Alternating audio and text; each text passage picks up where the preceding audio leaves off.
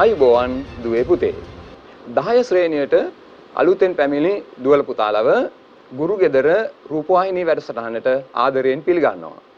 අද අපි ඔබ සමග සාකච්ඡා කරන්න සූදානම් වෙන්නේ 10 ශ්‍රේණියේ පළමු වන ඒකකය ජීවයේ රසායනික පදනම පිළිබඳවයි.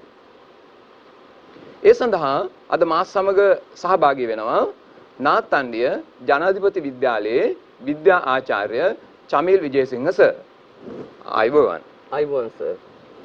අද අපි පාඩම ආරම්භ කරන්න කලින් මම ඔබට විශේෂයෙන් මතක් කරනවා පෑනක් පැන්සලක් කඩදාසියක් ළඟ තබා ගන්න. ඒ වගේම 10 ශ්‍රේණියේ විද්‍යාව කියවීම පොත ළඟ තබා ගන්න. ඔබට පහසු වේවි පාඩම හොඳින් අධ්‍යයනය කරන්න. ජීවයේ රසායනික පදනම. රසායනික පදනම පිළිබඳව කතා කරන්න කලින් අපි ජීවීන් පිළිබඳව කතා කරනවා. ඔබ කුඩා පන්තිවලදී ජීවීන් පිළිබඳව බොහෝ දේ අධ්‍යයනය කරලා තියෙනවා. ඒ වගේම ඔබ පරිසරය නිරීක්ෂණය කළොත් ජීවීන් විශාල සංඛ්‍යාවක් නිරීක්ෂණය කරන්න පුළුවන්. එම ජීවීන් අපිට පුළුවන් ප්‍රධාන කාණ්ඩ 3කට වර්ගීකරණය කරන්න. දුවේ පුතේ ඔබට මතකද එම ජීවීන් කාණ්ඩ 3 කවුද කියලා? ඒ තමයි දුවේ පුතේ ශාක, සතුන් සහ ශුද්ධ ජීවීන්. එවනම් දුවේ පුතේ අපි මුලින්ම ශාක, සතුන්, ශුද්ධ ජීවීන් හැදිලා තියෙන ආකාරය පිළිබඳව ඔබ සමග සාකච්ඡා කරනවා. චමිල් සර් අපි පාඩමට ප්‍රවේශ වෙමු. ශාක සතුන් නිර්මාණය වෙලා තියෙන ආකාරය පිළිබඳව අපි 10 දුවල පුතාලත් එක්ක සාකච්ඡා කරමු. ඔව් දුවේ පුතේ.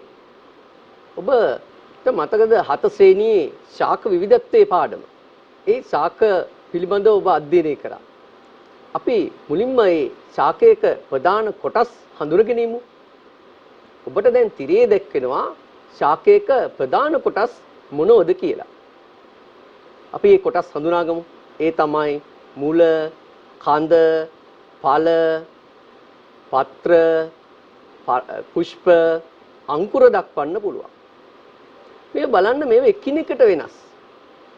මේකේ මුලේ ස්වභාවය කඳේ ස්වභාවයෙන් වෙනස්. පත්‍රවල ස්වභාවය පුෂ්පවල ස්වභාවයෙන් වෙනස් වෙනවා. අංකුරවල ස්වභාවය කඳේ ස්වභාවයෙන් වෙනස්. මේ වෙනසට හේතුව කුමක්ද? කුමක් විය හැකිද මේ වෙනසට හේතුව? අපි සොයලා බලමු. අපි බලමු ශාක ගැන අපි සෙව්වා. අපි බලමු සතුන් පිළිබඳවත්. සත්ත්ව දේහයේ කොටස්. ඔබට දැන් තිරිය දැක්වෙනවා සත්ත්ව දේහයේ කොටස් කිහිපයක්. ඒ තමයි රුධිරය, රෝම, තවත් සත්තුන්ගේ පිහාටු, ඒ වගේම පේශි දක්වන්න පුළුවන්. කුෂ්ඨවංශී සතෙක් නම් ඔහුගේ අස්ථි පද්ධතියකුත් දකින්න ලැබෙනවා. මෙන්න මේ කොටස් අපි බලමු අස්ථිවල කොටස් මාංශවල කොටස් වලින් වෙනස් වෙනවා. මාංශවල ස්වභාවය රුධිරයේ ස්වභාවයෙන් වෙනස්. මේ වෙනසට හේතුව කුමක්ද? මේ වෙනසට හේතුව තමයි දුවේ පුතේ මේ එක් කොටස් හැදිලා තිබෙන රසායනික ද්‍රව්‍ය වල තිබෙන විවිධත්වය. මෙන්න මේ විවිධත්වය තමයි වෙනසට හේතුව. ඔව් දුවේ පුතේ. චමිල් සර් ඔබ සමග කතා කරා මේ ජීවීන් නිර්මාණය වෙලා තියෙන්නේ කොහොමද කියන එක පිළිබඳව. ජීවීන් නිර්මාණය වෙලා තියෙන විවිධ කොටස් පිළිබඳව ඔබ සමග සාකච්ඡා කළා.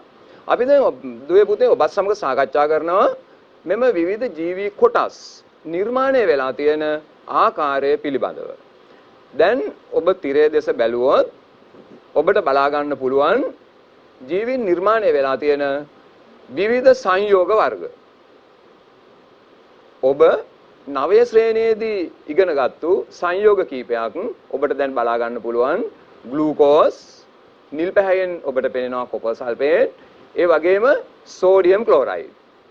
මෙම සංයෝග වලින් තමයි දුවේ පුතේ ජීවීන් නිර්මාණය වෙලා තියෙන්නේ. අපි ඊළඟට ඔබත් සමග කතා කරනවා මෙම සංයෝග කොහොමද නිර්මාණය වුනේ කියන එක පිළිබඳව. මෙම සංයෝග නිර්මාණය වෙලා තියෙන්නේ දුවේ පුතේ මූලද්‍රව්‍ය වලින්. මූලද්‍රව්‍ය පිළිබඳව ඔබ 9 ශ්‍රේණියේදී අධ්‍යයනය කරලා තියෙනවා. දැන් ඔබ තිරය දෙස බැලුවොත් ඔබට පෙනෙනවා 9 ශ්‍රේණියේදී ඔබ අධ්‍යයනය කරපු මූලද්‍රව්‍ය කිහිපයක්.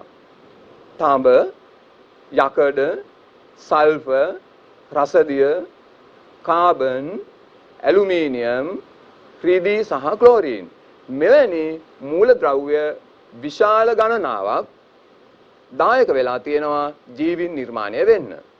මෙම මූලද්‍රව්‍ය දැනට විද්‍යාඥයෝ විසින් සොයාගෙන තියෙනවා 120ක් පමණ. එම මූලද්‍රව්‍ය 120 වෙනු දුවේ පුතේ මූලද්‍රව්‍ය 92ක් පමණ ස්වභාවයේ පවතිනවා. එම මූලද්‍රව්‍ය 92නුත් මූලද්‍රව්‍ය 25ක් පමණ ජීවී නිර්මාණය වෙන්න දායක වෙලා තියෙනවා. එම මූලද්‍රව්‍ය 25නුත් මූලද්‍රව්‍ය 4ක් තියෙනවා විශාල ප්‍රතිශත වලින් ජීවී නිර්මාණය වෙන්න දායක වුණු. ඒ කියන්නේ දුවේ පුතේ වැඩි ප්‍රතිශතයක් අන්තර්ගත වෙන මූලද්‍රව්‍ය 4ක් අපිට හඳුනා ගන්න පුළුවන්. දැන් ඔබ තිරය දෙස බැලුවොත් ඔබට පේනවා කාබන්, හයිඩ්‍රජන්, ඔක්සිජන් සහ නයිට්‍රජන්. කහ පාටින් අපි ඔබට පෙන්වලා තියෙනවා මූලද්‍රව්‍ය 4ක්. එම මූලද්‍රව්‍ය 4 තමයි ජීවීන් තුල වැඩි ප්‍රතිශත වලින් අන්තර්ගත වෙන මූලද්‍රව්‍ය. එම මූලද්‍රව්‍ය 4 පමණක් නෙවෙයි දුවේ පුතේ ජීවය නිර්මාණය වෙන්න දායක වෙලා තියෙන්නේ. තවත් මූලද්‍රව්‍ය ගණනාවක් ජීවය නිර්මාණය වෙන්න දායක වෙලා තියෙනවා. ආයෙත් ඔබ තිරය දෙස බැලුවොත් බලා ගන්න පුළුවන් ජීවය නිර්මාණය වෙන්න දායක වුණු අනෙකුත් මූලද්‍රව්‍ය මොනවද කියලා. සල්ෆර්, යකඩ, magnesium, sodium, calcium, chlorine, potassium, phosphorus වැනි මූලද්‍රව්‍ය. අපි ප්‍රධාන මූලද්‍රව්‍ය 4 පිළිබඳව සලකා බලනවා. කාබන්, හයිඩ්‍රජන්, ඔක්සිජන් සහ නයිට්‍රජන් පිළිබඳව සලකා බලනවා. දුවේ පුතේ අපි ප්‍රධාන මූලද්‍රව්‍ය 4 ජීවී ද්‍රව්‍ය තුල අන්තර්ගත වෙනවද කියලා ක්‍රියාකාරකම් මගින් සොයා බලන්නයි සූදානම් වෙන්නේ. අපි මුලින්ම ජීවී සංඝටක තුල හයිඩ්‍රජන් සහ ඔක්සිජන් කියන මූලද්‍රව්‍ය අන්තර්ගත වෙනවද කියලා සොයලා බලනවා. අපි ජීවී ද්‍රව්‍යයක් ලබාගෙන ඒ ජීවී ද්‍රව්‍ය තුල හයිඩ්‍රජන් සහ ඔක්සිජන් අන්තර්ගත වෙනවද කියලා සොයලා බලන්න මුලින්ම අපි බලන්නේ ජලය තියෙනවද කියලා සොයලා බලන එක. එහෙමනම් දුවේ පුතේ යම්කිසි ජීවී ද්‍රව්‍යයක් තුල ජලය තියෙනවද කියලා සොයලා බලන්න අපිට පුළුවන් විද්‍යාගාරයේදී භාවිතා කරන්න රසායන ද්‍රව්‍ය දෙකක්. ඒ රසායනික ද්‍රව්‍යයක් මම ඔබට පෙන්වන්නම්. Copper sulphate. මේ තියෙන්නේ කොපර් සල්ෆේට්. පල්මානිකම් කියලා අපි සාමාන්‍යයෙන් හඳුන්වනවා. මම පල්මානිකම් ස්වල්පයක් එහෙම නැත්නම් කොපර් සල්ෆේට් ස්වල්පයක්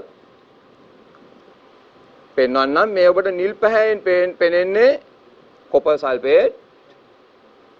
ඒ වගේම මෙම කොපර් සල්ෆේට් අපිට පුළුවන් කොපර් සල්ෆේට් ස්වල්පයක් රත් කරලා නිර්ජලීය තත්වයට පත් කරගන්න. කලින් මම ඔබට පෙන්වූ කොපර් සල්ෆේට් සජලීය කොපර් සල්ෆේට්. දැන් මම මේ ඔබට පෙන්වන්නේ නිර්ජලීය කොපර් සල්ෆේට්. මේ නිර්ජලීය කොපර් සල්ෆේට් බවට පත් කරගත්තේ සජලීය කොපර් සල්ෆේට් 1000කට අල්ලලා රත් කිරීමෙන්.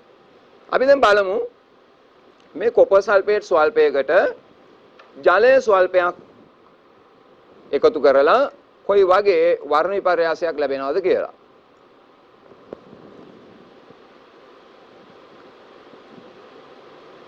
බලන්න දුවේ පුතේ සිද්ධ වුණු වර්ණ විපර්යාසය කලින් මම ඔබට පෙන්නපු කොපර් සල්ෆේට් නිර්ජලීය කොපර් සල්ෆේට් සුදු පැහැයෙන් ඔබ දැක්කේ ජලය එකතු කළාම නිල් පාට වර්ණ විපර්යාසයක් ඇති වුණා. එතකොට ආයේ සජලීය තත්වයට පත් වුණා.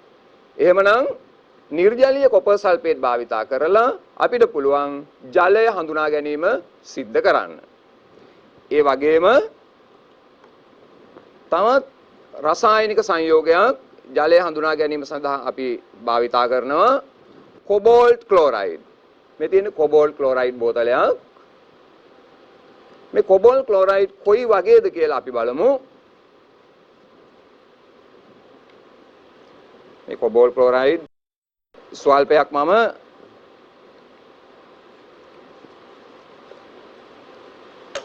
ඔබට පෙන්වන්නම්. මෙන්න මේ විදියට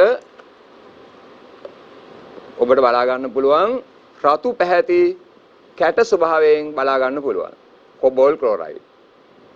මේ කොබෝල්ට් ක්ලෝරයිඩ් ජලය ද්‍රාව්‍ය කරන්න පුළුවන්. කොබෝල් ක්ලෝරයිඩ් ජලයේ ද්‍රාව්‍ය කළොත් මෙන්න මේ ආකාරයෙන් ඔබට බලා ගන්න පුළුවන්. රෝස පැහැයකින් පෙනෙනවා. එහෙමනම් දුවේ පොතේ අපි කොබෝල් ක්ලෝරයිඩ් භාවිතා කරලා ජලය හඳුනා ගැනීම සිද්ධ කරන්නයි යන්නේ. මෙවැනි කොබෝල් ක්ලෝරයිඩ් පෙරහන් කඩදාසියක පෙඟවීම සිද්ධ කරන්න පුළුවන්. මේ ඔබට පෙනෙන්න තියෙන්නේ සුදු පැහැති පෙරහන් කඩදාසියක්. මේ පෙරහන් කඩදාසිය කොබෝල් ක්ලෝරයිඩ් වල පෙඟෙව්වොත් අපිට මෙන්න මේ ආකාරයෙන් බලා ගන්න පුළුවන්. මේ තියෙන්නේ කොබෝල් ක්ලෝරයිඩ් වල පොඟවපු පෙරහන් කඩදාසියක්. රෝස පැහැයෙන් ඔබට බලා ගන්න පුළුවන්. අපි දැන් බලමු මේ කොබෝල් ක්ලෝරයිඩ් කඩදාසිය 1000කයකට අල්ලලා රත් කරනවා. මම ගෙනත් තියෙනවා 1000කයකට අල්ලලා රත් කරන ලද කොබෝල් ක්ලෝරයිඩ් කඩදාසියක්. වියලි කොබෝල් ක්ලෝරයිඩ් කඩදාසියක් තමයි මේ ඔබට බලා ගන්න පුළුවන් වෙන්නේ. අපි දැන් බලමු මෙම කොබෝල් ක්ලෝරයිඩ් කඩදාසියට ජලය ස්වල්පයක් ඉහලා මෙන්න මේ විදිහට මොකද්ද සිද්ධ වෙන වර්ණය කියලා. මේ බලන්න දුවේ පුතේ නිල් පැහැයෙන් තිබූ කොබෝල් ක්ලෝරයිඩ් කඩදාසිය රෝස පැහැයට හැරුණා. එහෙමනම් දුවේ පුතේ වියලි කොබෝල් ක්ලෝරයිඩ් භාවිතා කරලා පරීක්ෂණාගාරය තුලදී ජලය හඳුනා ගැනීම සිද්ධ කරන්න පුළුවන්. එහෙමනම් ඔබට මතකද ජලය හඳුනා ගැනීම සඳහා අපි රසායන ද්‍රව්‍ය දෙකක් භාවිතා කළා. කොපර් සල්ෆේට් සහ කොබෝල් ක්ලෝරයිඩ්. එහෙමනම් චමීස අපි එම රසායන ද්‍රව්‍ය භාවිතා කරලා සජීවී පදාර්ථයේ ජලය තියනවද කියලා සොයලා බලමු. ඔව් දුවේ පුතේ. අපි බලමු ජීවී දේහය තුළ තියෙන ප්‍රධාන සංඝටක මූලද්‍රව්‍ය තුනක් දැන් හතරක් හඳුනා ගන්නයි යන්නේ. ඒ තමයි කාබන්, හයිඩ්‍රජන්, ඔක්සිජන්, නයිට්‍රජන් කියන මූලද්‍රව්‍ය හතර. මේ මූලද්‍රව්‍ය හතරෙන් අපි මුලින්ම බලමු හයිඩ්‍රජන් සහ ඔක්සිජන් තියෙනවද කියලා. ඒ සඳහා අපි කරන්නේ ජලය තිබේදයි ජීවී දේහ තුළ ජලය තිබේදයි හඳුනා ගැනීම. ඉතින් මේ සඳහා අපි පොඩි ක්‍රියාකාරකමක් කරන්න ඕන. ඊට කලින් අපි බලමු දැන් අශෝක සර් සඳහන් කරා මේ ජලය හඳුනා ගන්න තිබෙන සංයෝග දෙකක් පිළිබඳව. ඒ තමයි ඔබට තිරේ දැක්වෙනවා ජලය හමුවේ කොබෝල් ක්ලෝරයිඩ් නිර්ජලීය කොබෝල් ක්ලෝරයිඩ් රෝස පැහැයට හැරෙනවා. ඒ වගේම කොපර් සල්ෆේට් නිර්ජලීය කොපර් සල්ෆේට් සුදු පාටයි. ඒකට ජලය එකතු වුණාම නිල් පැහැයට හැරෙනවා. එහෙනම් අපිට අන්න ඒ විදිහට ජලය හඳුනා ගන්න පුළුවන්. අපි එහෙනම් ජලය හඳුනා ගන්න ක්‍රියාකාරකම් සිදු කරමු. ඒ සඳහා මුලින්ම අවශ්‍ය දේවල් මොනවද කියලා බලමු. ඒ සඳහා අවශ්‍ය දේවල් ඔබට තිරියේ දැක්වෙනවා. දැන් මම එකින් එක ඔබට පෙන්වන්නම්. මේ තමයි විද්‍යාගාර ආධාරකය. මේකෙන් අපිට ද්‍රව්‍ය රඳවා ගැනීමට අපිට ආධාර වෙනවා. ඒ වගේම ස්පීතු ලාම්පුව. මේකෙන් අපිට ද්‍රව්‍ය රත් කරන්න පුළුවන් දුවේ පුතේ. මේක අපිට ඉටිපන්දම් දැල්ලට වඩා වැඩි තාප ශක්තියක් ගන්න පුළුවන්. ඒ වගේම දැලි බැඳෙන්නේ නැහැ ස්පීතු ලාම්පුව. ඊළඟට අපි පරීක්ෂා නල අල්ලුව අපි කැකෑරුම් නල අවශ්‍ය වෙනවා. මේ සඳහා පරීක්ෂණයට අපිට කැකෑරුම් නලය මේ කැකෑරුම් නල අපිට රත් කරන්න පුළුවන් ඉහළ උෂ්ණත්වයට. මේක හානියක් සිද්ධ වෙන්නේ නැහැ. බෝරෝ සිලිකේට් වලින් හදලා තියෙන්නේ. අපි එනම් ක්‍රියාකාරකම සිදු කරමු. අපි බලමු ක්‍රියාකාරකම සිදු කරන්නේ කොහොමද කියලා. ඒ තමයි ඔබට තිරේ දැක්වෙනවා ජීවි නිදර්ශක සාම්පලයක් කෝවකට දමලා ජීවි නිදර්ශකය කැකෑරුම් නලයකට දමලා රත් කරනවා. ඒ වගේම රත් කරනකොට ඒකෙන් පිටවන වාෂ්පශීලී සංඝටකය ඝනීභවනය කර ගැනීම සඳහා කැකෑරුම් නලයට ඉහළින් වීදුරු තහඩුවක් අල්ලමු. අල්ලලා අපි ඒකේ පිටවන ඒ වාෂ්පශීලී සංඝටකය ජලයේදී පරීක්ෂා කිරීමට නිර්ජලීය කොබෝල් ක්ලෝරයිඩ් පෙඟවූ කඩදාසියක් ස්පර්ශ කරලා බලමු. අපි එහෙනම් ක්‍රියාකාරකම් සිදු කරමු. අපි මුලින්ම මේ ජීවී නිදර්ශකයක් අපිට අවශ්‍ය වෙනවා. ඒ සඳහා අපි මම යොදාගත්තේ වියලි කොත්තමල්ලි.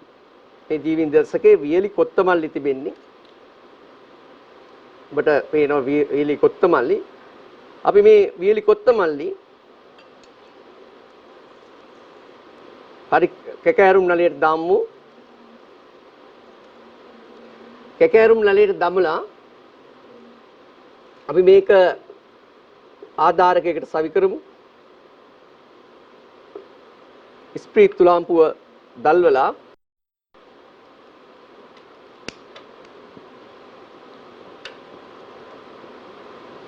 දැන් මේක මේ නිදර්ශකය ඉතා වීලි තත්ත්වයේ තියෙන්න ඕන. ඒකට හේතුව තමයි අපි බලන්නේ ජීවි නිදර්ශකය තුල තියෙන ජලය. ජීවි නිදර්ශකයෙන් පිටත තියෙන ජලය නෙමෙයි. බාහිර තියෙන ජලය නෙමෙයි. ජීවි නිදර්ශකයේ තුල තිබෙන ජලය අපි පරීක්ෂා කරන්නේ. තවදුරටත් අපි රත් කරමු.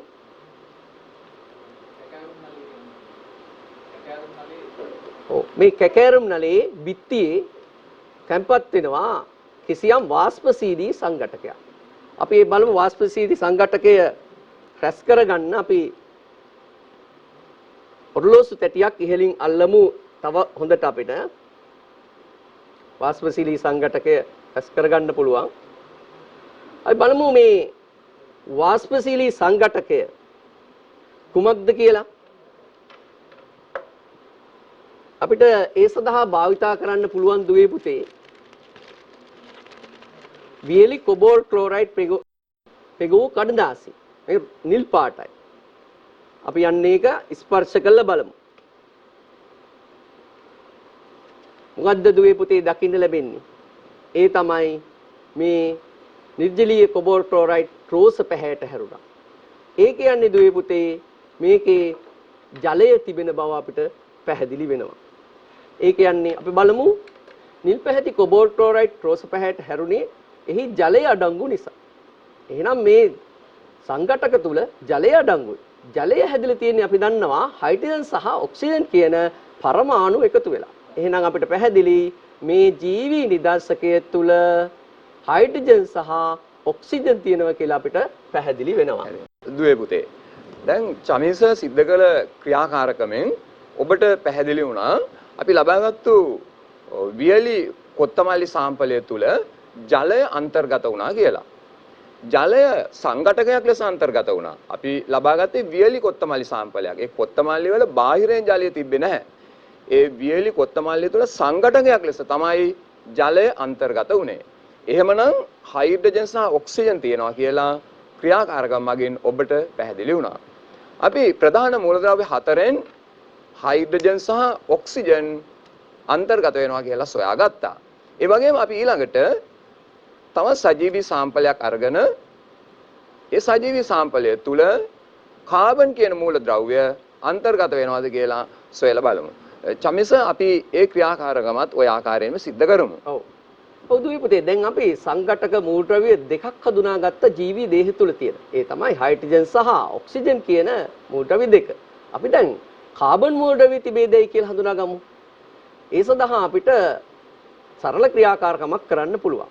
ඒකට අපි මේ නිදර්ශකෙම ඔබට තිරේ දැක්වෙනවා මේ නිදර්ශකෙම තවදුරටත් අපිට රත් කරලා ඒ ලැබෙන කොටස සුදු කඩදාසියක් මත ඉරක් ඇදලා අපි බලමු ලැබෙන නිරීක්ෂණ මොනවද කියලා. අපි එනම් ක්‍රියාකාරකම් සිදු කරමු.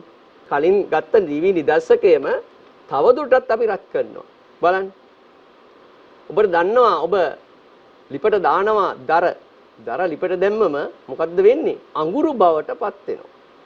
අඟුරු බවට පත් වෙනවා කියන්නේ ඒ අඟුරු වලින් අපිට පුළුවන් ඉරි අඳින්න. ඔබ බිත්ති මත එහෙම ඉරි ඇඳලා ඇති. සුදු කළු පැහැති ඉරි ඇඳිනවනේ. අපි එහෙනම් මේකෙත් කළු පැහැති ඉරි ඇඳිනවද කියලා බලමු. දැන් නම් ඇති වගේ අපි බලමු අරගෙන නිදර්ශකයෙන් සාම්පලයක් අරගෙන බලමු.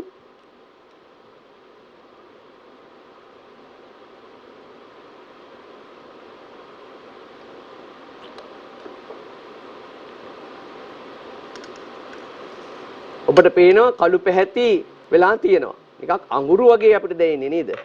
අපි බලමු මේ නිදර්ශකය අරගෙන මේකේ කළු පැහැති වෙච්ච කොටසක් අරගෙන සුදු කඩදාසියක් මත ඉරක් ඇදලා බලමු. මේ තියෙන සුදු කඩදාසියක්. අපි ඉරක් අඳිමු.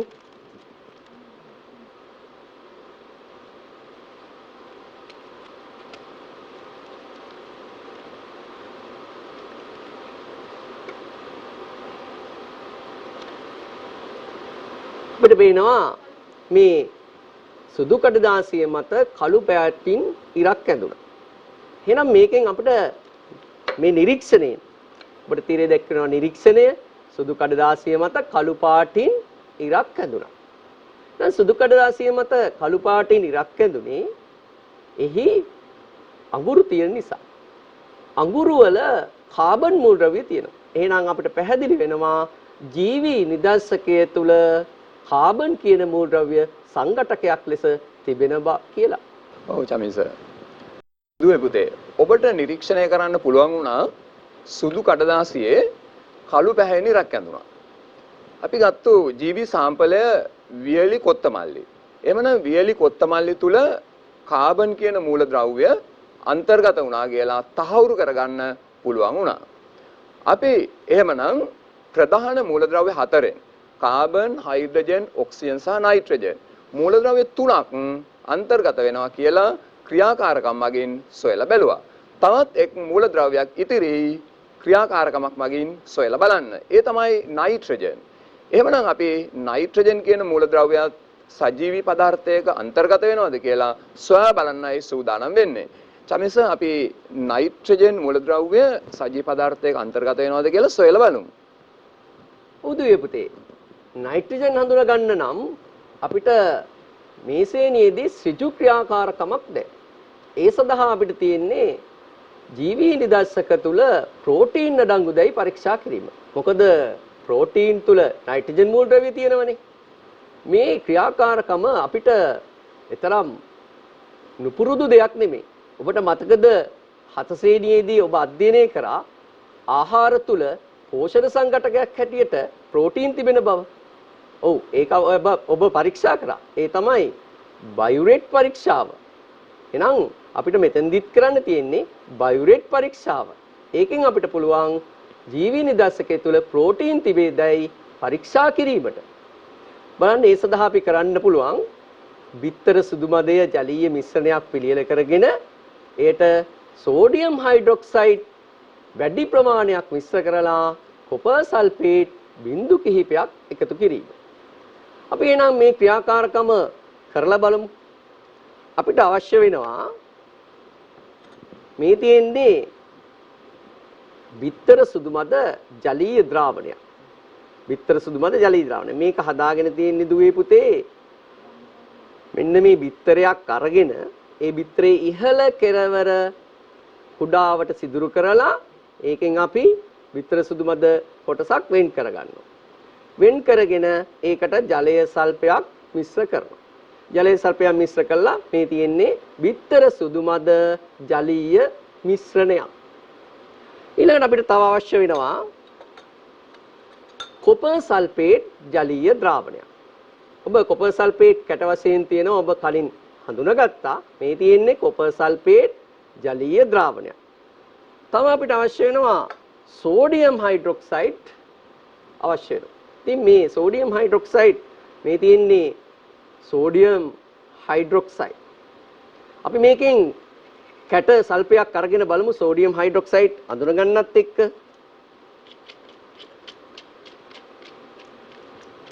මෙන්න සුදු පාට කැට සෝඩියම් හයිඩ්‍රොක්සයිඩ් කියන්නේ දුවේ පුතේ සුදු පාට කැට. මේකෙන් අපි සල්පයක් අරගෙන ද්‍රාවණය හදාගමු.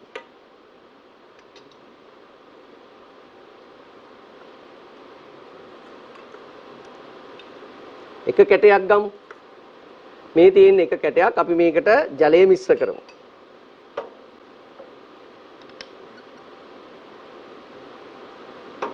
ජලය මිශ්‍ර කරමු. ඔබට පේනවා සෝඩියම් හයිඩ්‍රොක්සයිඩ් ජලීය ද්‍රාවණයක්. මිශ්‍ර කරලා සකස් කරගන්න පුළුවන්. අපි මුලින්ම මෙන්න මේ බිත්තර සුදු මද ජලීය මිශ්‍රණයට සෝඩියම් හයිඩ්‍රොක්සයිඩ් වැඩි ප්‍රමාණයක් එකතු කරමු. එකතු කළා මිශ්‍ර කරමු. බලන්න දුවේ පුතේ වර්ණ විපර්යාසයක් සිදු වුණාද? වර්ණ විපර්යාසයක් සිදු වුණේ නැහැ. අපිට මේකට කොපර් සල්ෆේට් ද්‍රාවණ බිඳු කිහිපයක් එකතු කරමු.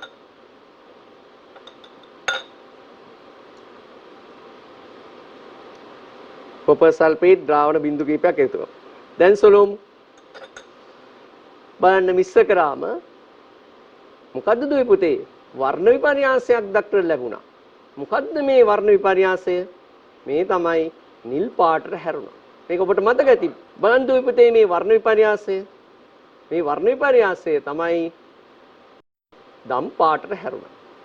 එහෙනම් බයුරේට් පරීක්ෂාව කරාම දම් පැහැයට හැරෙන්නේ එය තුල ප්‍රෝටීන් අඩංගු බැරි. එහෙනම් ජීවි නිදර්ශකයක් තුල සංඝටකයක් ලෙස ප්‍රෝටීන් අඩංගුයි. ප්‍රෝටීන් තියෙනවා නම් අනිවාර්යයෙන්ම ප්‍රෝටීන් හැදෙන්න නයිට්‍රජන් කියන මූලද්‍රව්‍ය දායක වෙලා තියෙනවා. එහෙනම් අපිට මේකෙන් පැහැදිලි වෙනවා ජීවි නිදර්ශකයේ තුල නයිට්‍රජන් කියන මූලද්‍රව්‍ය සංඝටකයක් ලෙස තියෙනවා කියලා. බලමු අපි ඒකෙන් ලැබුණු නිරීක්ෂණය. නිරීක්ෂණය තමයි මෙම ද්‍රාවණය දම් පැහැයට හැරුණා. දම් පැහැයට හැරීමෙන් අපිට පැහැදිලි වෙනවා මේ නිදර්ශකයේ තුල ප්‍රෝටීන් අඩංගුයි කියලා. එහෙනම් මේ නිදර්ශකයේ තුල ප්‍රෝටීන් අඩංගුයි. ප්‍රෝටීන් මූලද්‍රව්‍ය තැනීමට අනිවාර්යයෙන්ම නයිට්‍රජන් මූලද්‍රව්‍ය දායක වෙලා තියෙනවා. ඒ අනුව ජීවි නිදර්ශකයේ තුල නයිට්‍රජන් තියෙනවා කියලා අපිට පැහැදිලි වෙනවා. එහෙමනම් දුවේ පුතේ එම ක්‍රියාකාරකමෙන් ඔබට පැහැදිලි වුණේ අපි ලබාගත්තු ජීවි නිදර්ශකය බිත්තර සුදු මදය. ඒ බිත්තර සුදු මදය තුල ප්‍රෝටීන් අඩංගුණා කියලා. එමගින් නිගමනයකට එන්න පුළුවන් වුණා බිත්තර සුදු මදය තුල නයිට්‍රජන් කියන මූලද්‍රව්‍ය අන්තර්ගත වුණා කියලා. ඔබට මතකද ප්‍රධාන මූලද්‍රව්‍ය 4 ජීවය නිර්මාණය වෙන්න වැඩි ප්‍රතිශතයකින් දායක වුණු මූලද්‍රව්‍ය 4. ඒ තමයි කාබන්, හයිඩ්‍රජන්, ඔක්සිජන් සහ නයිට්‍රජන්. එහෙමනම් දුවේ පුතේ එම මූලද්‍රව්‍ය 4 සජීව පදාර්ථයක අන්තර්ගත වෙනවා කියලා ක්‍රියාකාරකම් මගින් අපි සොයාගත්තා. එම මූලද්‍රව්‍ය 4 කොයිතරම් ප්‍රතිශතයක් ජීවි ද්‍රව්‍ය තුළ අන්තර්ගත වෙනවද කියලා අපිට බලා ගන්න පුළුවන්. ඔබට පැහැදිලිව පෙනෙනවා ඔක්සිජන් 65ක් පමණ අන්තර්ගත වෙනවා. ඒ වගේම කාබන් කියන මූලද්‍රව්‍ය 118ක් පමණ අන්තර්ගත වෙනවා. ඒ වගේම හයිඩ්‍රජන් 110ක්, නයිට්‍රජන් 103ක් පමණ අන්තර්ගත වෙනවා. වෙනත් මූලද්‍රව්‍ය 104ක් කියලා සඳහන් කරලා තියෙනවා. ඒ කියන්නේ දුවේ පුතේ ප්‍රධාන මූලද්‍රව්‍ය 4ට අමතරව ජීවය නිර්මාණය වෙන්න දායක වුණු අනෙකුත් මූලද්‍රව්‍ය 104ක් විදියට පෙන්වලා තියෙන්නේ. මෙම ප්‍රධාන මූලද්‍රව්‍ය සහ තවත් මූලද්‍රව්‍ය ගණනාවක් එකතු වෙලා තමයි ජීවය නිර්මාණය වෙලා තියෙන්නේ. මෙම මූලද්‍රව්‍ය වලින් ජීවයේ මොන වගේ අණුද නිර්මාණය වෙලා තියෙන්නේ කියලා. එවැනි අණු විශාල සංඛ්‍යාවක් අපිට හඳුනා ගන්න පුළුවන්. එවැනි අණු කීපයක් කාබෝහයිඩ්‍රේට්, ප්‍රෝටීන්, ලිපිඩ, නියුක්ලියික් අම්ල, ජලය, khනිජ ලවණ සහ විටමින්. එවැනි අණු ගණනාවක් ජීවය නිර්මාණය වෙන්න දායක වෙලා තියෙනවා. එම අණු අපිට පුළුවන් දුවේ පුතේ ප්‍රධාන කාණ්ඩ දෙකකට වර්ගීකරණය කරන්න. ඒ තමයි කාබනික සහ අකාබනික ලෙස. අපි දැන් ඔබත් සමග සාකච්ඡා කරනවා මෙවැනි අණු කොහොමද කාබනික සහ අකාබනික කියලා කාණ්ඩ දෙකකට වර්ගීකරණය කරන්න කියලා. චමින්ස අපි සාකච්ඡා කරමු ජීවය නිර්මාණය වෙන්න දායක වුණු අණු කොයි ආකාරයෙන්ද අපි කාබනික සහ අකාබනික ලෙස වර්ගීකරණය කරන්න කියලා. ඔව් දුවේ පුතේ. දැන් අපි ජීවි දේහ තුල තිබෙන අණු රාශියක් හඳුනාගත්තා. ඒව අපිට බෙදන්න පුළුවන් ප්‍රධාන වශයෙන් කොටස් දෙකකට. ඒ තමයි අකාබනික සංයෝග සහ කාබනික සංයෝග ලෙස. මේ අකාබනික සංයෝග කියලා කියනවා සංඝටක මූලද්‍රව්‍ය ලෙස කාබන් මූලද්‍රව්‍ය අඩංගු නොවන සංයෝග අකාබනික සංයෝග කියලා කියනවා. ඒ වගේම කාබනික සංයෝගවල අනිවාර්යයෙන්ම සංඝටක මූලද්‍රව්‍යයක් ලෙස කාබන් මූලද්‍රව්‍ය තියෙනවා. හැබැයි කාබන් මූලද්‍රව්‍ය තියෙන සියලුම සංයෝග කාබනික සංයෝග වෙන්නේ නැහැ. ඒ තමයි කාබන් ඩයොක්සයිඩ් වල කාබන් මූලද්‍රව්‍ය තියෙනවා. ඒ වුණත් ඒවා කාබනික සංයෝග වෙන්නේ නැහැ. කාබන් මොනොක්සයිඩ් කාබනේට බයිකාබනේටත් කාබනික සංයෝග නොවේයි කාබන් මූලද්‍රව්‍ය අඩංගු වුණත්. අපිට මෙන්න මේ අකාබනික සංයෝගකට උදාහරණ දක්වන්න පුළුවන් ජීවි දේහ තුල තිබෙන. ඒ තමයි ජලය සහ ඛනිජ ලවණ. අපි බලමු කාබනික සංයෝග අපිට උදාහරණ හැටියට දක්වන්න පුළුවන්.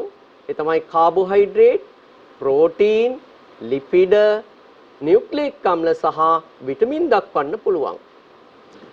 එහෙමනම් දුවේ පුතේ එම කාබනික සංයෝග අතරින් කාබනික සංයෝග 4ක් ප්‍රධාන ජෛව අණු විදියට අපි සලකනවා. ඔබට බලා ගන්න පුළුවන් එම ප්‍රධාන ජෛව අණු 4 කුමක්ද කියලා. ඒ තමයි කාබෝහයිඩ්‍රේට්, ප්‍රෝටීන්, ලිපිඩ සහ නියුක්ලික් අම්ල. එහෙමනම් දුවේ පුතේ අපි එම කාබනික අණු වර්ග 4න් එක් කාබනික අණුවක් පිළිබඳව විස්තරාත්මකව ඔබ සමග කතා කරන්නයි සූදානම් වෙන්නේ. පෘථිවිය තුල වැඩි ප්‍රතිශතයකින් අන්තර්ගත වෙන කාබනික අණුව සම්බන්ධව අපි ඔබ සමග සාකච්ඡා කරනවා. ඔබ හිතන්නේ කුමක්ද එම කාබනික අණුව? ඒ තමයි කාබෝහයිඩ්‍රේට්. එවනම් අපි කාබෝහයිඩ්‍රේට් පිළිබඳව ඔබ සමග සාකච්ඡා කරනවා. චමිස අපි කාබෝහයිඩ්‍රේට් පිළිබඳව හඳුන්වා දීමක් කරමු. උදුවේ පුතේ දැන් අශෝක සර් සඳහන් කරා පෘථුවියේ සුලභතම කාබනික සංයෝගය කුමක්ද කියලා. ඒ තමයි කාබෝහයිඩ්‍රේට්.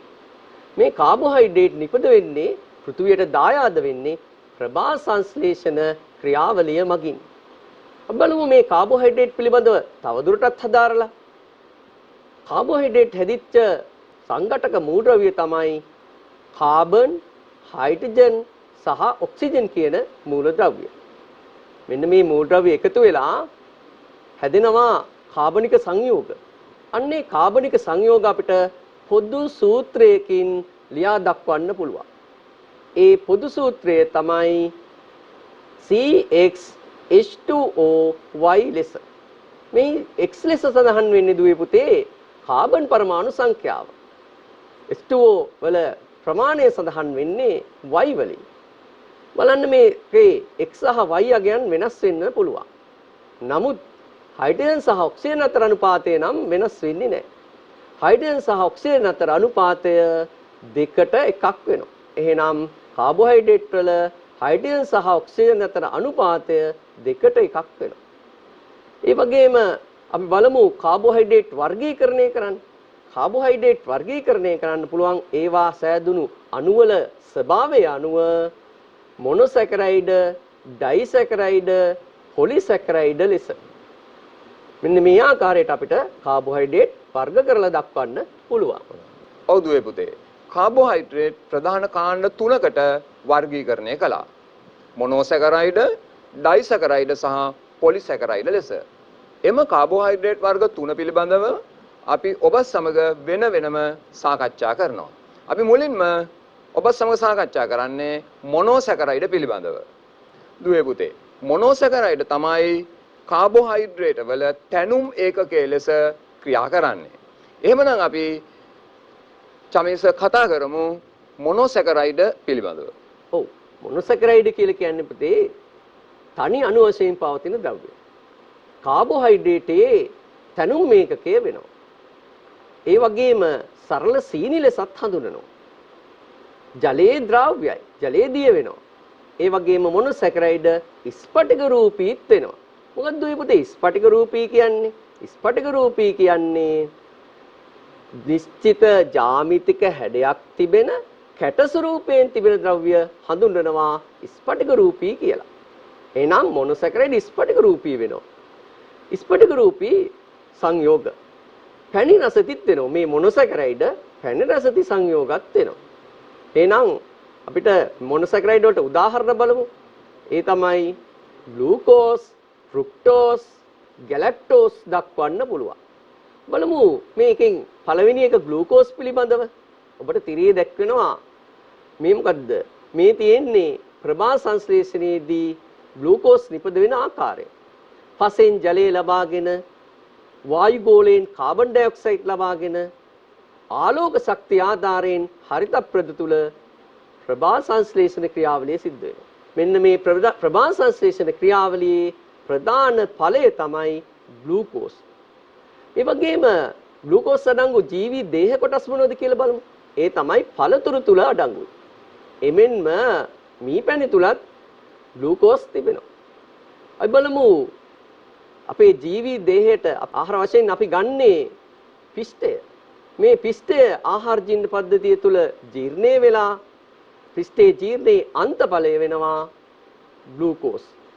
ඒ වගේම මේ ග්ලූකෝස් අපේ ශරීරයට උරාගෙන රුධිරයට උරාගෙන ඒ ඔක්සිජන් සමග ප්‍රතික්‍රියා කළා ශක්තිය නිපදවනවා.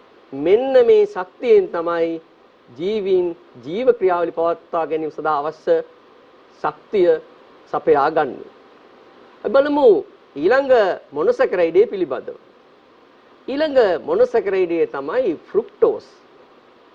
ෆ්‍රුක්ටෝස් පැණි රස වැඩිම සීනි වර්ගය. ෆ්‍රුක්ටෝස් කියන්නේ දුවේ පුතේ පැණි රස වැඩිම සීනි වර්ගය. පළතුරු සීනි ලෙසත් හඳුන්වනවා. එහෙනම් ඒ වචනේම තියෙනවා ෆ්‍රුක්ට් කියන වචනේම ෆ්‍රුක්ටෝස් කොහෙද තියෙන්නේ? පළතුරු සීනි වල. ඒ වගේම අමු පළතුරු ඉදෙනකොට ඒවා ෆ්‍රුක්ටෝස් බවට පත් වෙනවා. අමු පළතුරු පැණි රස නැහැ. මෙන්න මේ පැණි රස නැති අමු පළතුරු ඉදෙනකොට මොකද වෙන්නේ? ඒවා පැණි රස බවට පත් වෙනවා. මේ ෆ්‍රුක්ටෝස් කොහෙද තියෙන්නේ? ඉදුණු පළතුරු, මී පැණි, වට්ටක්කා, කැරට් වැනි ආහාරවල දක්නට ලැබෙනවා. අපි බලමු ඊළඟ මොනොසැකරයිඩය කුමක්ද කියලා. ඒ තමයි ගැලැක්ටෝස්. ගැලැක්ටෝස් පැණි රස නැහැ. ලැක්ටෝස් ජීර්ණයෙන් ගැලැක්ටෝස් ඇති වෙනවා. කොහෙද පුතේ ලැක්ටෝස් තියෙන්නේ? ලැක්ටෝස් තියෙන්නේ කිරි අඩංගු ආහාරවල. එනම් මෙන්න මේ කිරි අඩංගු ආහාර ජීර්ණය වෙලා ගැලැක්ටෝස් කියන මොනොසැකරයිඩය හැදෙනවා. අපි මේ ආකාරයෙන්ම ඩයිසැකරයිඩ් පිළිබඳව ඔබ සමග සාකච්ඡා කරනවා. ඔබට මතකයි කාබෝහයිඩ්‍රේට් වර්ගීකරණය මොනෝසැකරයිඩ්, ඩයිසැකරයිඩ් සහ පොලිසැකරයිඩ්. මොනෝසැකරයිඩ් තමයි කාබෝහයිඩ්‍රේට් වල තැනුම් එකක ගෙවුනේ. ඊළඟට අපි කතා කරන්නේ ඩයිසැකරයිඩ් පිළිබඳව. ඩයිසැකරයිඩ් නිර්මාණය වෙලා තියෙන්නේ මොනෝසැකරයිඩ් අණු වලින්. එවනම් චමිස අපි ඩයිසැකරයිඩ් පිළිබඳව සාකච්ඡා කරමු. ඔව්. ඩයිසැකරයිඩ් අපිටත් ඊටාම් වැදගත් කාබෝහයිඩ්‍රේට් එකක්. මේ ඩයිසැකරයිඩ් කියලා කියන වචනේම තියෙනවා පුතේ අර්ථය. මොනොසැකරයිඩ් කියලා කියන්නේ තනි අණු. ඩයිසැකරයිඩ් කියලා කියන්නේ මොනොසැකරයිඩ් අණු දෙකක් එකට එකතු වෙලා හැදිලා තියෙන්නේ. මෙහිදී ජල අණුවක් ඉවත් වෙනවා. බලන්න පුතේ තිරේ දිහා මොනොසැකරයිඩ් අණු දෙකක් එකට එකතු වෙලා ඩයිසැකරයිඩයක් හැදෙනවා. එහිදී ජල අණුවක් ඉවත් වෙනවා. මෙන්න මේ ඩයිසැකරයිඩත් මොනොසැකරයිඩ් වගේම ජලයේ ද්‍රව්‍යයි. ඒ වගේම ස්ෆටික රූපීත් වෙනවා. පැණි රසති සංයෝග වෙනවා. අපි බලමු ඩයිසැකරයිඩ් වලට උදාහරණ මොනවද කියලා.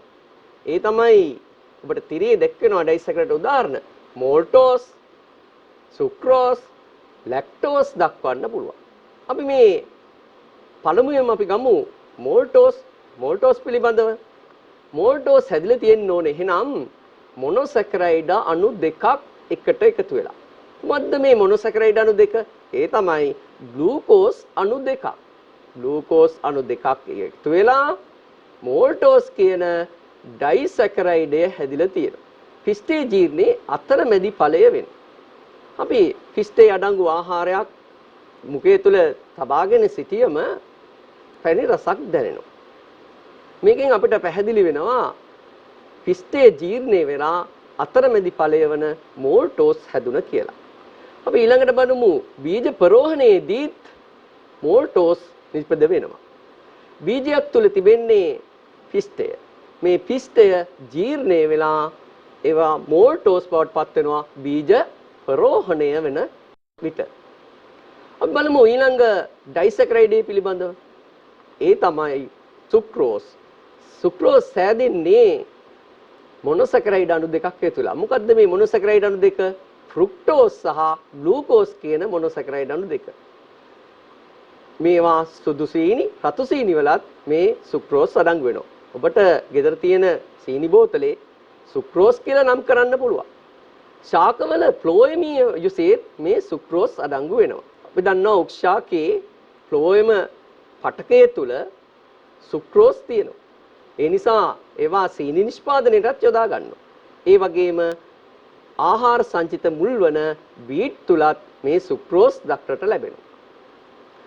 අපි ඊළඟට බලමු ඊළඟ ඩයිසැකරයිඩය.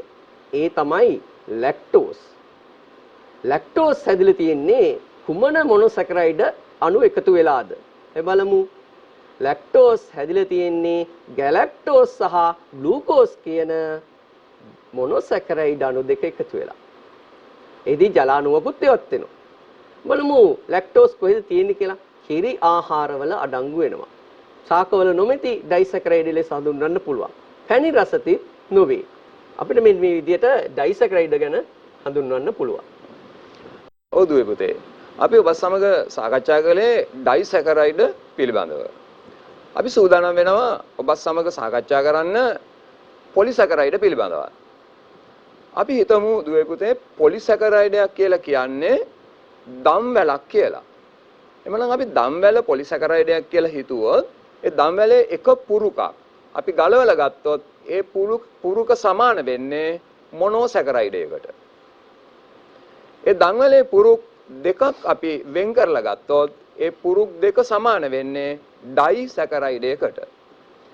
දැන් ඔබට පැහැදිලි වෙනවා දුවේ පුතේ දම්වැල කියලා අපි සැලකුවේ පොලිසැකරයිඩයක්. එහෙමනම් ඒකේ තැනුම් ඒකකය උනේ මොනෝසැකරයිඩය. එහෙනම් කාබෝහයිඩ්‍රේට් වල තැනුම් ඒකකය ලෙස සැලකන්නේ මොනෝසැකරයිඩය. ඒ ආකාරයෙන්ම එහෙමනම් අපි ඔබ සමග විස්තරාත්මකව සාකච්ඡා කරනවා පොලිසැකරයිඩ පිළිබඳව. චමිස අපි පොලිසැකරයිඩ පිළිබඳව විස්තරාත්මකව සාකච්ඡා කරමු. උදේ පුතේ පොලිසැකරයිඩ. දැන් මොනොසැකරයිඩ කියන්නේ තනි අණු. ඒ වගේම ඩයිසැකරයිඩ කියන්නේ මොනොසැකරයිඩ අණු දෙකක් එකට එකතු වෙලා හැදිලා තියෙනවා. පොලිසැකරයිඩ කියන්නේ බහු කියන අර්ථයේ ගොඩක් එකතු වෙලා. එහෙනම් මොනොසැකරයිඩ අණු රාශියක් එකට එකතු වෙලා තමයි මේ පොලිසැකරයිඩ හැදිලා තියෙන්නේ. අපි බලමු පොලිසැකරයිඩ වල ලක්ෂණ මොනවද කියලා. මොනොසැකරයිඩ අණු රාශියක් එකට එකතු වෙලා හැදෙනවා. ඒ වගේම ඇල්ජලයේ අද්‍රාව්‍යයි. කලින් ඔබ සඳහන් කරා අපි කලින් සඳහන් කරා මොනොසැකරයිඩ සහ ඩයිසැකරයිඩ ජලයේ ද්‍රාව්‍ය වුණා. ඒත් පුතේ පොලිසැකරයිඩ නම් ජලයේ අද්‍රාව්‍යයි. ඒ වගේම ස්පටික රූපී වෙන්නෙත් නැහැ. පැණි රස තිබෙන්නෙත් නැහැ. එහෙනම් මොනොසැකරයිඩ ඩයිසැකරයිඩ වලට වඩා පොඩි වෙනසක් දක්නට ලැබෙනවා.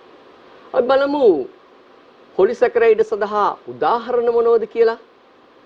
ඒ තමයි සෙලියුලෝස්, පිෂ්ඨය, ග්ලයිකෝජන් දක්වන්න පුළුවන්. අපි මුලින්ම බලමු සෙලියුලෝස් පිළිබඳව. ඔබට දැක්වෙනවා තිරේ සාක සෛලයක්. මෙන්න මේ සාක සෛලයේ සෛල බිත්තිය හැදිලා තියෙන්නේ සෙලියුලෝස් වලින්. එනම් ව්‍යුහ සංඝටකයක් ලෙස අපිට මේ සෙලියුලෝස් ඊටමත් වැදගත් වෙනවා. ඒ වගේම සාකවල තන්තු තියෙනවා. අන්නේ තන්තු හැදිලා තියෙන්නේ සෙලියුලෝස් වලින්. ඒතොර සාක තුල අපිට මේ සෙලියුලෝස් දක්නට ලැබෙනවා. එතකොට සාක තුල පමණයි දුවේ පුතේ මේ සෙලියුලෝස් දක්නට ලැබෙන්නේ. ඒ වගේම මිනිස් ආහාර ජීර්ණ පද්ධතිය තුල මේ සෙලියුලෝස් ජීර්ණය කරන්න නම් අපහසුයි. ජීර්ණය කරන්න බෑ. ඒ මොකද මේ සෙලියුලෝස් ජීර්ණය කරන්න සෙලියුලේස් කියන එන්සයිමය නොමැති නිසා. නමුත් ශාකභක්ෂකයන්ට නම් මේ සෙලියුලේස් කියන එන්සයිමය ඔවුන් තුල තියෙනවා. ඒ නිසා සෙලියුලෝස් ජීර්ණය කරන්න ඔවුන්ට පුළුවන් ඔවුන් ශක්තිය අවශ්‍යතාවය එයින් ලබා ගන්න. එහෙනම් මිනිස් ආහාර ජීර්ණ පද්ධතිය තුල මේ සෙලියුලෝස් ජීර්ණය වෙන්නේ නැහැ. අපි ඊළඟට බලමු ඊළඟ පොලිසැකරයිඩය කුමක්ද කියලා. ඒ තමයි පිෂ්ඨය. පිෂ්ඨය කියන්නේ ශාකවල කාබෝහයිඩ්‍රේට් ගබඩා කරන ප්‍රධාන ආකාරය. ඒ වගේම ශාක තුල පවතිනවා මේ පිෂ්ඨය. ධාන්‍ය වර්ග, ආහාර සංචිත මුල්, කඳන්, කොස්, දෙල් වැනි ආහාරවලත් දක්නට ලැබෙනවා. ඊළඟට අපි බලමු ඊළඟ පොලිසැකරයිඩය මොකක්ද කියලා. ඒ තමයි ග්ලයිකෝජන්. නම් ග්ලයිකෝජන් පිළිබඳව අපි බලනකොට සතුන් තුල සංචිතව පවතිනවා මේ ග්ලයිකෝජන්. මේ ග්ලයිකෝජන් දක්නට ලැබෙන ව්‍යුහ ඒ තමයි අක්මාව, පේශි වගේ පටක තුල ඉන්ද්‍රියන් තුල දක්නට ලැබෙනවා. ඒ වගේම සතුන්ගේ සිරුරේ කාබෝහයිඩ්‍රේට් ගබඩා කරන ප්‍රධාන ආකාරය තමයි ග්ලයිකෝජන්. නම් මෙන්න මේ ආකාරයට අපිට පොලිසැකරයිඩ් පිළිබඳව දක්වන්න පුළුවන්. හොඳයි දුවේ පුතේ. අපි ඔබත් සමග විස්තරාත්මකව සාකච්ඡා කරා කාබෝහයිඩ්‍රේට් වර්ග පිළිබඳව. කාබෝහයිඩ්‍රේට් කාණ්ඩ තුනකට වර්ගීකරණය කළා මොනෝසැකරයිඩ්, ඩයිසැකරයිඩ් සහ පොලිසැකරයිඩ් ලෙස. එම කාබෝහයිඩ්‍රේට් කාණ්ඩ තුන හැදිලා තියෙන්නේ කොහොමද කියන එක පිළිබඳව මූලද්‍රව්‍ය පිළිබඳව ඔබත් සමග කතා කරා. ඒ වගේම අපිට තවත් එක් කොටසක් ඉතිරිව තියෙනවා කතා කරන්න. ඒ තමයි දුවේ පුතේ කාබෝහයිඩ්‍රේට් වල වැදගත්කම. අපි එහෙනම් කාබෝහයිඩ්‍රේට් වල වැදගත්කමත් සාකච්ඡා කරමු. පොදුවේ පුතේ අපි බලමු එහෙනම් කාබෝහයිඩ්‍රේට් වල වැදගත්කම් මොනවද කියලා. ඒ තමයි ශක්ති ප්‍රභවයක් ලෙස වැදගත්. සංචිත ආහාරයක් ලෙස වැදගත්. ජීවීන්ගේ සෛල බිත්ති නිර්මාණයට වගේම නියුක්ලියික් අම්ලවල සංඝටකයක් ලෙස වැදගත් වෙනවා. අපි බලමු මේ එක් එක් කොටසක් පිළිබඳව වෙන වෙනම කතා කරන්න, හදාරන්න. අපි බලමු ශක්ති ප්‍රභවයක් ලෙස කාබෝහයිඩ්‍රේට් වැදගත් වෙන්නේ කොහොමද කියලා. ජීවීන්ගේ ක්‍රියාකාරීත්වය සඳහා ශක්තිය ලබා ගන්නා ප්‍රධාන ශක්ති ප්‍රභවය කාබෝහයිඩ්‍රේට් වෙනවා. ග්ලූකෝස් සෛල තුලදී ඔක්සිජන් සමග ප්‍රතික්‍රියා කරලා ශක්තිය නිදහස් වෙනවා. ඒකට අපි හඳුන්වනවා සෛලීය ශ්වසනය කියලා. මෙන්න මේ ශක්තිය නිපදවීමෙන් තමයි ජීවීන්ගේ ක්‍රියාකාරීත්වයට වැදගත් වෙන්නේ. ඒ වගේම ඩයිසැකරයිඩ් සහ මොනොසැකරයිඩ් නම් සිජුවම ජීවි දේහයට උරාගෙන ශක්ති ප්‍රභවයක් ලෙස යොදා ගන්න බෑ. ඒ මොකද ඒවා ජීර්ණය වීමක් සිද්ධ වෙන්න ඕන. ඩයිසැකරයිඩ් සහ පොලිසැකරයිඩ් ජීර්ණය වීමෙන් මොනොසැකරයිඩ් බවට පත් කරලා තමයි ශක්තිය අවශ්‍යතාවය සපුරා ගන්න වෙන්නේ. අපි ඊළඟට බලමු සංචිත ආහාරයක් ලෙස කාබෝහයිඩ්‍රේට් වැදගත් වෙන්නේ කොහොමද කියලා. ඒ තමයි ශාක ප්‍රභා සංශ්ලේෂණයෙන් මොනොසැකරයිඩයක් වන ග්ලූකෝස් නිෂ්පාදනය වෙනවා. මෙන්න මේ ග්ලූකෝස් පිෂ්ඨය බවට පත් වෙලා මුල් තුල, ඵල තුල, කද තුල ගබඩා වෙනවා. සත්ව අක්මාවේ සහ පේශිවල නම් මේ කාබෝහයිඩ්‍රේට් ගබඩා වෙන්නේ ග්ලයිකෝජන් ආකාරයට. බලමු ජීවීන්ගේ ව්‍යුහ සංඝටක හදන්නත් මේ කාබෝහයිඩ්‍රේට් දායක වෙනවා. අපි බලමු ඒ වගේ කාබෝහයිඩ්‍රේට් දායක වෙච්ච අවස්ථාවක්. ඒ තමයි ශාක සෛලවල සෛල බිත්තිය නිර්මාණය වෙලා තියෙන්නේ සෙලියුලෝස් කියන කාබෝහයිඩ්‍රේටයෙන්. අපි ඊළඟට බලමු නියුක්ලියික් අම්ලවල නියුක්ලියික් අම්ලවල සංඝටකයක් ලෙසත් කාබෝහයිඩ්‍රේට් වැදගත් වෙනවා. මේ නියුක්ලියික් අම්ල පිළිබඳව නම් ඔබ දැනුමක් නැතුව ඇති. නමුත් අපි ඉදිරි පාඩමකදී නියුක්ලියික් අම්ල ගැන හදාරනවා. මේ නියුක්ලියික් අම්ල හැදලා තියෙන දුවේ පුතේ නියුක්ලියෝටයිඩ් නැමැති ව්‍යුහයකින්. ඔබට තිරයේ දැක්වෙනවා මේ නියුක්ලියෝටයිඩය. මේ නියුක්ලියෝටයිඩය ජාමිතික රූප වලින් නිරූපණය කරලා තියෙනවා. ඔබ පෙළ පොතේ පිටු අංක 12 නිරීක්ෂණය කරන්න පුළුවන්. මේ නියුක්ලියෝටයිඩය හැදලා තියෙන්නේ පෙන්ටෝස් සීනි කියන කාණ්ඩයකින්. එහෙනම් මෙන්න මේ පෙන්ටෝස් සීනි කියන්නේ කාබෝහයිඩ්‍රේටයක්. මෙන්න මේ ආකාරයට අපිට කාබෝහයිඩ්‍රේට් වල වැදගත්කම දක්වන්න පුළුවන්. එහෙමනම් දුවේ පුතේ අද අපි ඔබත් සමග සාකච්ඡා කළේ කාබෝහයිඩ්‍රේට් පිළිබඳව. පාඩම ආරම්භයේදීම අපි ඔබට මතක් කරා ජීවය නිර්මාණය වීමට දායක වුණු ප්‍රධාන කාබනික සංයෝග වර්ග 4ක් පිළිබඳව. එම සංයෝග වර්ග 4න් අපි අද ඔබත් සමග විස්තරාත්මකව සාකච්ඡා කරා කාබෝහයිඩ්‍රේට් පිළිබඳව. එහෙමනම් දුවේ පුතේ මෙවැනි තවත් පාඩමකින් ඔබ හමු වෙන බලාපොරොත්තු වෙන අපි ඔබගෙන් සමුගන්නවා. ආයුබෝවන්.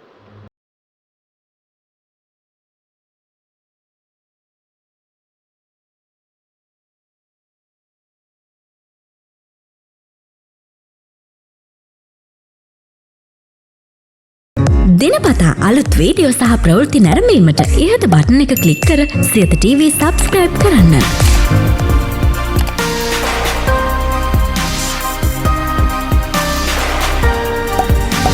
වීඩියෝ ගැන මුලින්ම දැනගන්න මෙම සීනුව ක්ලික් කරන්න.